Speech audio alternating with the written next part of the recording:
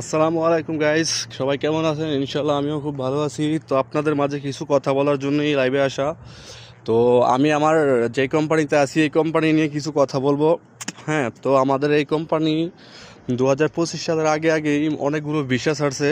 ছাড়ছে বলতে বাংলাদেশে দিছে। হ্যাঁ, তো মনে করেন যে কোম্পানির ভালো মন্দ নিয়ে আমি আপনাদের সাথে কথা বলবার আগে আমাদের কোম্পানির নামটা আপনাদেরকে বলে দিতেছি।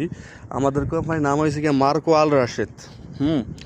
তো আমাদের এই কোম্পানির ভালো মন্দ, তো ভালোর দিকে আগে বলি, যেমন প্রতি মাসের 28 তারিখে বেতন ফিট করে দেয়। আর কোনো ঝামেলা নাই, হসপিটাল খরচ, খানা খরচ, রুম টুম সম্পূর্ণ কোম্পানি বহন করবে। আর খারাপ দিকটা বলে দেই, খারাপ দিকটা হলো সাইডে যাইতে একটু লেট হয়, আইতেও একটু লেট হয়। যেমন যাইতে ফ্রিভাবে যাওয়া যায়, আর আসার সময় রোডে অনেক জ্যাম পড়ে। আর দ্বিতীয় কথা হলো অনেক রোদ, অনেক কষ্ট। এতটুকু মিলে আর কি। আর তাছাড়া ভালো দিকটাই বেশি।